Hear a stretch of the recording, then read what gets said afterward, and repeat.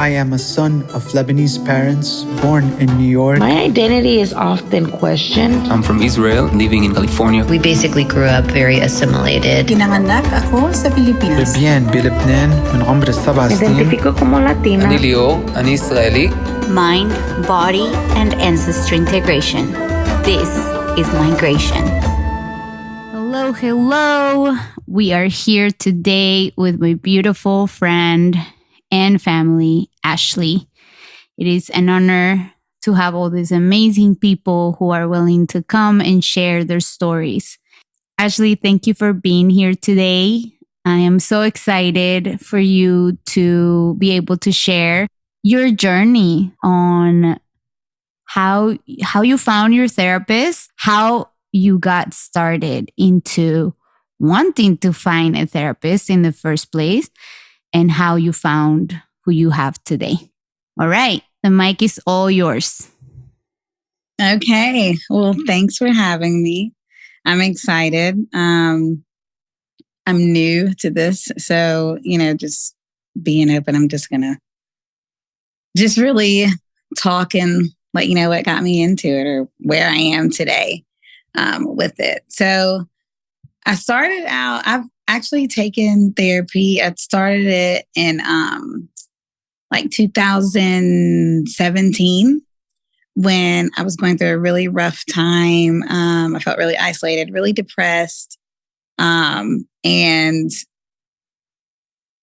I would just have these mental, not necessarily breakdowns, but these mental episodes where I just felt so low and so not myself. And then I just vividly remember going to the restroom. I don't know what triggered me or got me to that state, if something happened or if it was just a bad day. But I was looking in the mirror in the bathroom and I vividly remember just being like, I am about to go crazy. And I just never felt like that before. It just felt so foreign. And I was like, I need help. So I texted a friend and she was like, you probably should think about seeing a counselor. I wasn't suicidal or anything like that, but I just really felt not myself. And it was like, something is wrong and I need help. And so at that point, I was working for nonprofit. So I kind of knew that there were nonprofit agencies that offered free counseling. So I just Googled a women counseling center, in the area. One came up and I started going. It was very affordable because they did a slide funding kind of thing. So it was really only $20 a session. So I would go. It was cool because it was a nice place to just talk out my thoughts and things that were going on then. Just everyday life. It wasn't something that happened. It was everyday life. Even though I do think I got to a state of depression because of grief. So, I kind of mentioned that, but not being familiar with being in therapy was really awkward because you don't really know what to say. Sometimes therapists or that therapist didn't necessarily prompt me well enough, I guess, for me to respond to where I don't know. It was kind of you go in, you sit down, there's the couch and there's the box of tissues and there was a lot of light. So I made myself comfortable because I'm just one that I want to feel comfortable where I am. So, got on the couch, put my feet up. And I don't know. It's just I guess it was she was like, so what brought you here today? And you just start talking, but I don't really know. Sometimes you don't know what help you need. You just need help. So I don't know. I just kind of started sharing what was going on and how I was feeling and why I decided that I needed help. Anyway, fast forward, I probably went once every 2 weeks, I guess. So bi-weekly. And then once a month. So I didn't even know how frequently I should go. And no one's told me any of that. I just kind of took the step to go. So, the only benefit I got from that was just talking to somebody and talking out loud in a way that I kind of figure things out and ease some stresses and not feel so alone in struggles is just talking it out. And sometimes I just kind of like, as I'm talking and I hear myself talking, I kind of like figure out what the issues are in it. I don't know. It's kind of like I just like talk it out, whether someone talks back or not.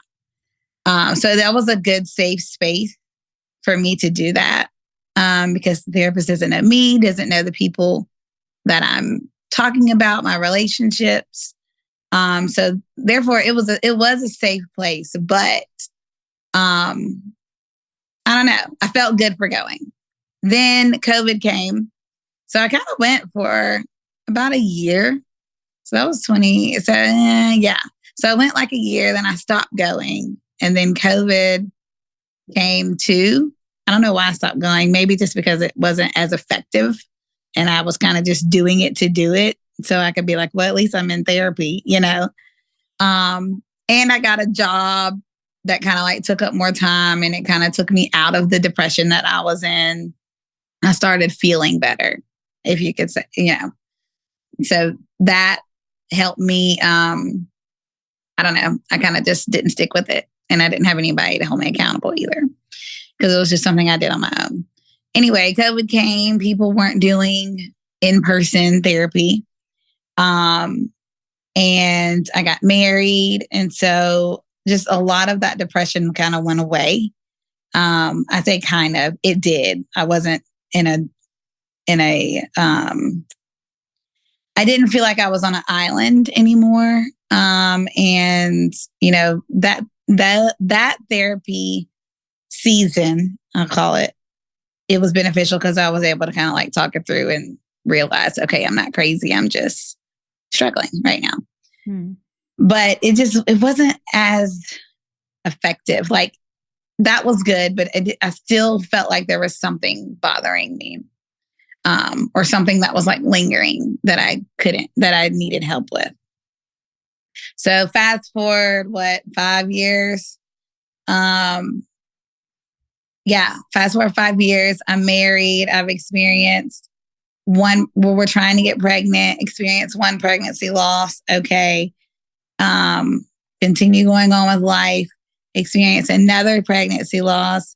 And at that point, it was kind of, I don't know, I'm in a different season in life. But it was like a same feeling of, I don't know, I started feeling isolated again. Like I would have these mental days where I just felt really misunderstood. And I don't know, I would feel really sad. And I want to be more aware of my emotions. It was just, I was becoming more self-aware of things that I needed, but I didn't know how to help myself. And so instead of dealing with, you know, those dark moments alone, I was like, I need to get back in therapy. So, by the help of you know, you made me familiar or introduced me to Psychology Today, to find a therapist, because even, you know, then I just kind of Googled a nonprofit, but I was like, I want like a therapist that I can, you know, have a strong connection with, and that isn't just tied to an organization, honestly, because I don't know. This is just my thoughts. I think sometimes when they're tied to something bigger and not necessarily a private practice or someone who, I don't know, I feel like there's another agenda as opposed to, you know, I guess it gets political, you know, to me. But I just wanted someone who truly loved their craft and could help me with what I was dealing with. So Psychology Today, when I went on there, I was like, wow, like it's a great resource because it's very individualized. You know what I'm saying? Like each therapist on there, some are connected with organizations and some are just on their own, but you're able to read about and learn about them as a therapist, who they are, the services that they provide, the specific services that they provide. And with me knowing like the type of therapist that I want and the type of therapy that I need in this season, and especially as a Black woman, I wanted someone who would understand my life and my lifestyle, or even just the difficulties that I may have as a Black woman, just in general. So I was very kind of specific, and it was good to get to know therapists, because now I've connected with a therapist that, I did a consultation with, and I was able to ask her questions. And so now I've been in therapy for a couple months with her, and it's different. It's definitely different from my first experience. First experience wasn't terrible, but this one feels more effective. And I've like the practices that she allows me to do, or like that she introduces to me to do. And not only do I see her more frequently, like I started out weekly, and then now I've gone to biweekly just for the funding right now. But I definitely can see a difference, and I experience the growth that I have grown. I guess the changes and the I don't know, the refreshment that like I was seeking, I have gotten from this current therapist. And I think it's because of the connection. I think it's because of how I went into it, knowing a little bit more about what I'm seeking. And, I've done it before. So it's kind of like I knew what I didn't want and kind of more of what I wanted to get out of it. But anyway, it's been really helpful. I have been able to, like, as I'm talking, I even find myself learning newer things about myself. Even though when I go in there, I feel like I talk a lot, just like I feel like I'm doing now. Yeah. It's been really good. It's been really good. It's been really helpful. That's how I started. I kind of just shared my whole journey. I don't know if you That was perfect. That was awesome. And this space is for you to talk. So don't worry about that. I heard you say loud and clear that going into this second search for a therapist, you knew what you wanted. And then you said, like, I knew what I didn't want. So it helped in a way, if I understood correctly, helped you figure out what was that you wanted. Can you say a little bit more about that? Because I know that for folks, sometimes they have no idea where to even start looking for a therapist or what to look for in a therapist. And it can feel so overwhelming. And then for other folks, they go in with specific expectations. We have some folks who I've interviewed that were very much about, okay, same ethnicity, same cultural background, same gender, like with these very particular characteristics. And for some of them, it was true that that's what they needed. And for others, they were like, actually, I ended up with someone completely different than me. And yet I feel so seen and so heard and, connected. So could you say a little bit about that so that maybe folks can, just take away some inspiration from that specific part of the journey of finding a therapist that can be complex? Where do I start? What do I look for?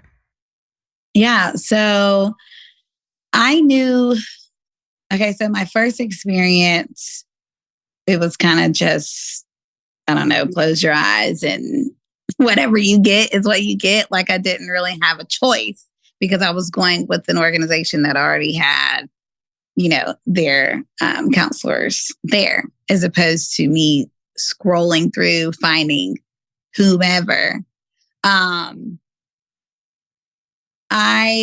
I wanted a woman, just because I feel like as a woman and have gone through woman issues such as, miscarriages, and then having some type of like, self-image challenges, I felt like that she would understand more and have more of, I don't know, I would feel more connected to a woman therapist with that. So that's one thing. So really kind of thinking about, okay, what are the challenges that I'm struggling with right now, and who might I connect with best? Like the types of services that they provide. So if you go on Psychology Today, I know one of her things was grief. And I know that grief was a strong area that, contributed to a lot of my darkness that I experienced. So I was like, great. She offers grief. It's a woman, check. She offers grief, check. It's very specific on Psychology Today, because that's just what experience I have, the types of services that they offer. And so you just kind of got to know what you're struggling with. And even some of the explanations or descriptions that therapists give on Psychology Today will give like you might read it and say, oh my God, they're speaking to me. So I think you'll just know once you really read to see, one, you got to know like what your challenges are. And then two, finding a therapist that are seeking clients with similar, with like the same challenges that you're dealing with. I know I did want someone of a diverse background too. Like I said, being a Black woman, she didn't necessarily have to be Black. And she's not, my therapist isn't Black, but she has experience, with people of my culture and, people of color. And she herself is a woman of color. So, yeah, like I wanted a woman. I wanted someone who could relate culturally. And then someone who offered services in the areas that I needed. So it was just beneficial knowing what they offer. And it wasn't just like, it wasn't just general either. They're very specific, as opposed to my first experience was just like counseling, you know what I mean? And it was like, it's this, and this, but it's like many therapists have special areas that they have studied and that they practice. And that is very beneficial because they're more experienced, and can be way more effective, I believe. Did I answer your question? Yes, you did. Yes, you did. Okay. And now I'll do a disclaimer. This is not a paid commercial for Psychology Today or paid content, because you're not the only one. Actually, several of my guests have said that that's how they found their therapist. And as you were mentioning it today, I was like, oh, I should mention that, like, I'm not getting paid by Psychology Today to promote their website, but that it's actually been a really helpful tool for folks to find their therapist, right? Mm-hmm. So I appreciate so much your story, your vulnerability. I know that some of the topics you mentioned on here are topics that people are needing, to talk about, and that sometimes they feel so alone because they're not topics that people just kind of go out and share with the world. And so the idea of these charlas, of these conversations, is that we can continue to break the taboo of our cultures, that mental health is not something that it's okay to talk about in our communities. you know. And so I really appreciate how open you were today about sharing some of the reasons that led you to start this journey of finding your therapist. Thank you so much for being here today. Do you have anything else that you want to share? I did think of something really quick. I do want to put this out there too. When you go to therapy, sometimes the reason why you end up there, it may not even come up instantly. So for example, like I always go back to grief. Like I felt like grief was just like the underlining issue, which may be, but I also like realized I haven't talked about my grief experience much yet, you know, so it hasn't even come up yet. So just be really open to whatever comes up during sessions and being open to just exploring who you are, how you live, how you operate, how your brain works. And you'll learn so much about yourself. And it'll be it's a really, really rewarding and freeing experience.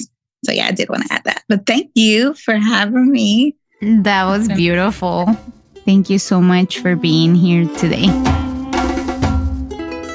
Thanks for listening. If you enjoyed this charla, make sure to subscribe. If you want more information about Mindgration, connect through the link on the description below. And join me next time in this space where we can explore how the mind, body, and soul can thrive in this adopted land called home.